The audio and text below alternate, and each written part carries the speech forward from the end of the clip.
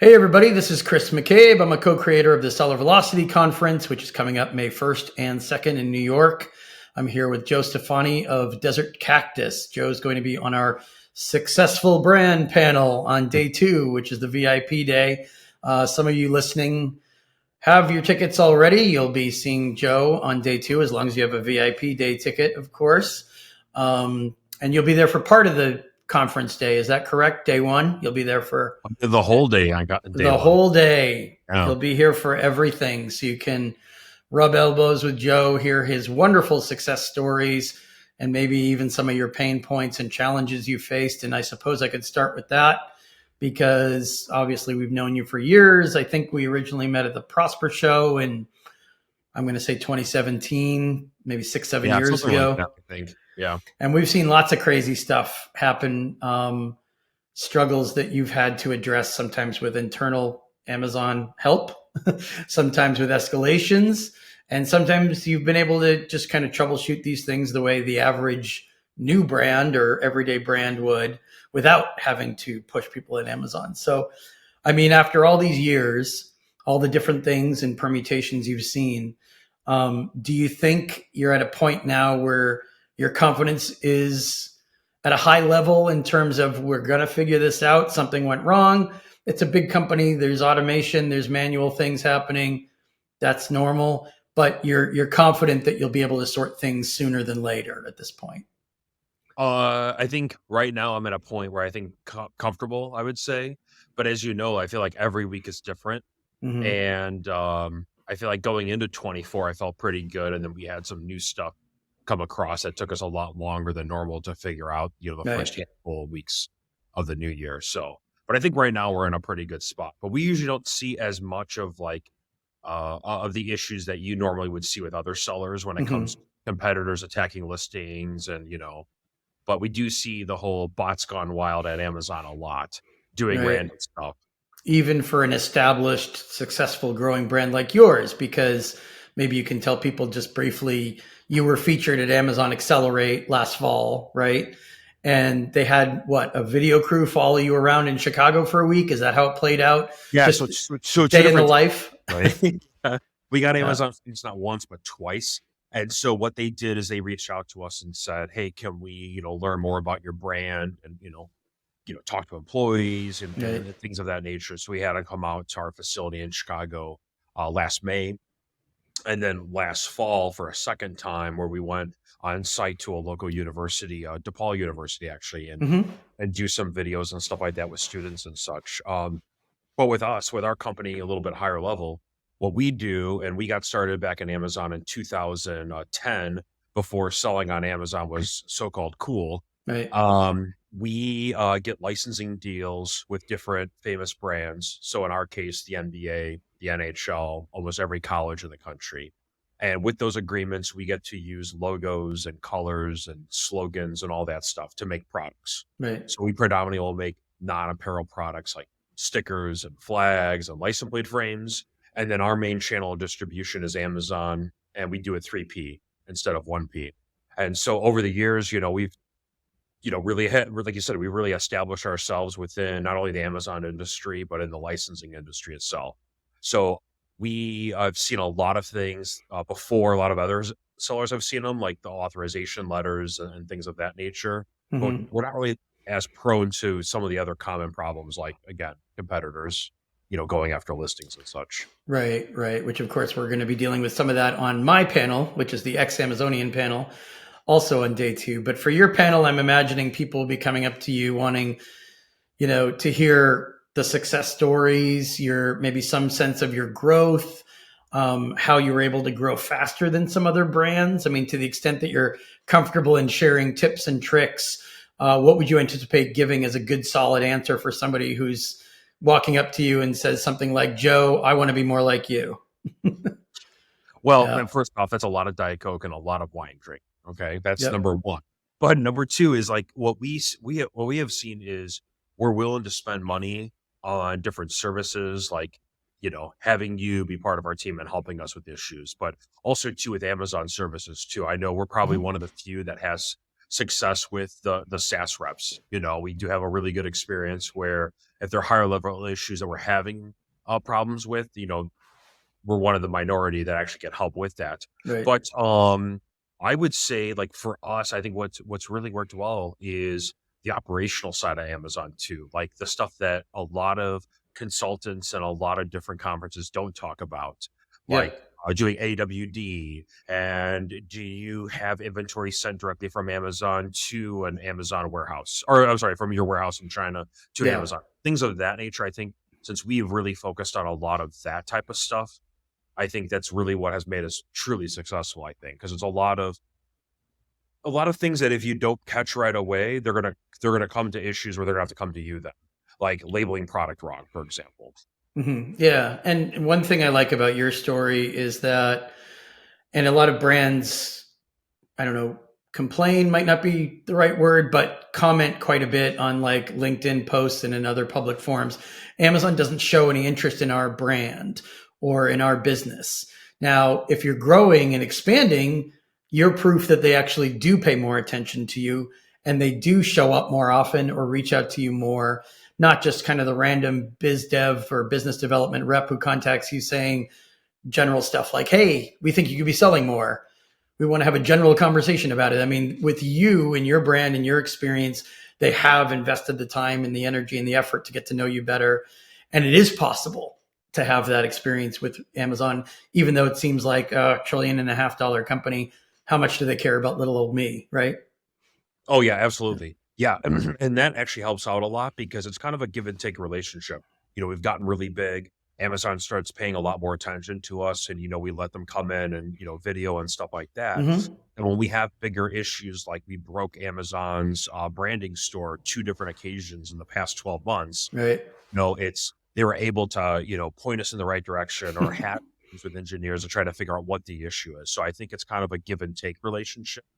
And like you said, I think people sometimes really complain on LinkedIn a lot of all these different things, like Amazon fee increases and things of that nature. And I think they're just not willing to put the time and effort on the operational side. Hey, Yeah. can I make my package a little bit smaller? Can I do that type of stuff? That makes a huge difference to your bottom line. And more money in the bottom line means more money going back into your business, which means your business is getting bigger. Amazon will pay attention to you, hopefully, et cetera, et cetera. Yeah. And I think it's kind of the typical flywheel effect of your years of experience, your brains, your knowledge of your product and your category area combined with Amazon's interest in helping you grow, right? So you both kind of spun the flywheel a little bit for each other's best interests. And that's enabled more growth, more positive interactions with the company. Do crazy things happen in terms of bizarre automated emails that occasionally would say you can't sell this stuff unless you have permission from the rights owner, and then you have to write back saying, here's my letter of authorization from the rights owner. I mean, of course, those pain points occur. But what people at Seller Velocity, of course, want to experience and see and hear is they can be overcome without punching a giant hole in your revenue for the quarter on Yeah. 2 or 3 major ASINs. One reason I think you've succeeded so much is that you're continually adding more SKUs, more brands, more product, and Amazon recognizes that, right? That's what they want everybody to be doing, don't you think? Oh, Yeah. absolutely, yeah. And then, like what you brought up beforehand about like the authorization letters. I mean, we have authorization letters on file for all these famous brands we deal with. Yet we'll post something brand new and it will get Mhm. flagged by Amazon spots. So it Yeah. even happens to us too. And sometimes it can be done really fast and sometimes it can be really slow. But I will tell you, in terms of a tip, one thing we are seeing the most success with when opening seller support cases is taking screenshots and sending images and stuff. And I feel like whenever we do that, we feel like the cases get turned around a lot faster Yeah. and more accurately. Like, believe it or not, like I was shocked the other day. We attached images and we actually got help the first time was Seller Central support Mhm. staff. Shocked, which usually doesn't happen that often. But we found the most success Yeah. where, hey, like we ran into an issue where for some reason Amazon's system replaced images with somebody else's product, and it Yeah. wasn't like it was a competitor; it just automatically did it. Mhm. She had to show images to say, "Hey, this is what it's looking like in the back end for us versus what the consumer is seeing," and then it got solved pretty fast, which is Yeah, surprising. no, It does happen sometimes, maybe not the majority of Rare. times. But I mean, if it's something that's happening to you a lot, and it does get fixed on the first go a certain percentage of times, that means you can spend the rest of your time dealing with the other ones, Yeah. as opposed to having them all just, one domino falling after another, which is something we do see, with some other sellers that approach us for that kind of help. But yeah, it is possible. I mean, the main example, we've done many things for you over the years, but the main thing I remember was when you had those listing takedowns and we had to keep CCing your contact, your internal contact at Amazon, and saying, hey, maybe this isn't what you do every day, and it's not what you do all day long, but can you help us surface this with the right team, the right way? Because out front, you were astonished that, why are these listings getting flagged at all? We obviously have permission Yeah. from the universities and the rights owners, and we can produce it, lickety split. So, I mean, what's the point of this bot, right? Yeah. Yeah. Yeah. And it is definitely frustrating because, again, like I said before, it even happens to us. And just when you think everything's good, we've had established listings even get flagged for issues Mm-hmm. like that. It makes no sense at all.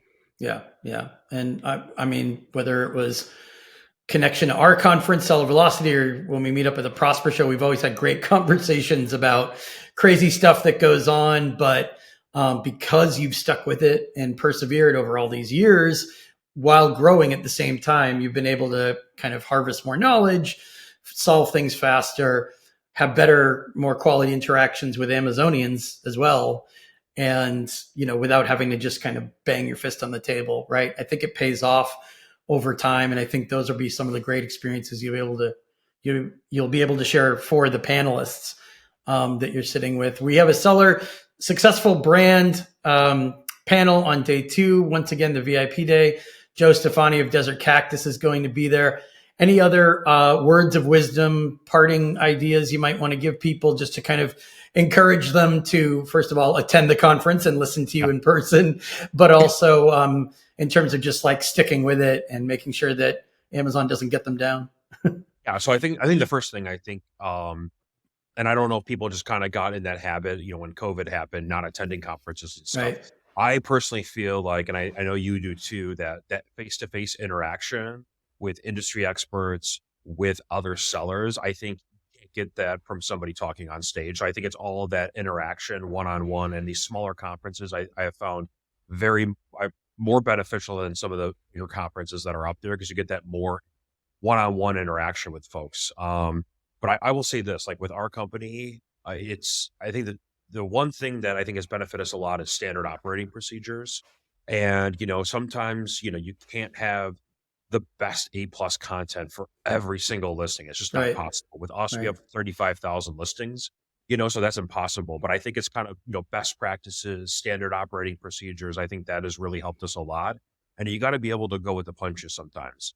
And I think some people are like, hey, I've always done something this way, I'm not going to change it. Well, you just have to change sometimes with the times, You whether do it's have Amazon to. raising fees or with, I mean, I remember when we first started selling on Amazon back in 2010, 2011, it was totally acceptable to have one picture on your listing, and the Mm-hmm. customer was fine with it, and Yep. now you wouldn't even launch a listing that way. It's just, over 10 years later. So I think you have to always be willing to kind of one up yourself, just kind of go with the flow, and you have to change with time. Oh, yeah. I mean, Amazon is a very adapt or die environment. And so hopefully, especially attendees of our conference, they've been established, they've been around the block a few times, they're selling well, and they understand that anything could happen at any time Yeah. in terms of competition coming out of nowhere. I mean, being prepared for all outcomes is definitely one of the themes that we're going to focus on. And yeah, thanks. Our conference is definitely not the biggest conference out there, but definitely trying to put as much top-notch quality in terms of speakers and attendees together for the networking sessions, whether it's day 1, the conference day, or the VIP day, which is day Well, 2. I mean, you guys do a good So job. Did you ever go to those? And I know you've been to these types of conferences the big before. ones, Not yeah, yours, ones where it's like a huge sales pitch all the time. And right. your isn't like that at all. It's very interactive. It's very, I don't know. The content is so much better, I think, than a lot of other conferences out there.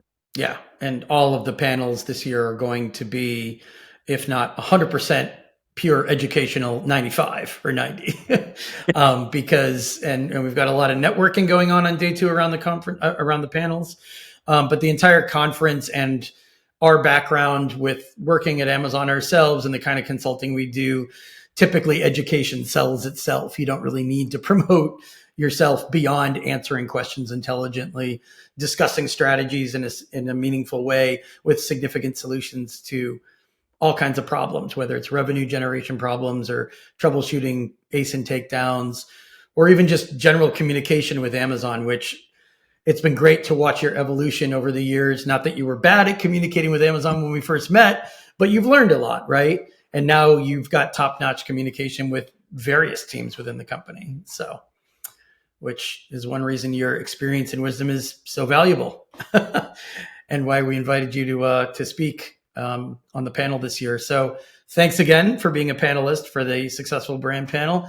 And thanks to everybody for listening. Joe Stefani of Desert Cactus will be there in New York, May 1st and 2nd. If you already have a ticket, great. You're listening to this and you'll see us in person talking about this and other issues that are similar. If you're on the fence or you haven't decided to come yet, hopefully this conversation motivated you to join us May 1st and 2nd in New York. Thanks again, Joe. Yeah, thanks.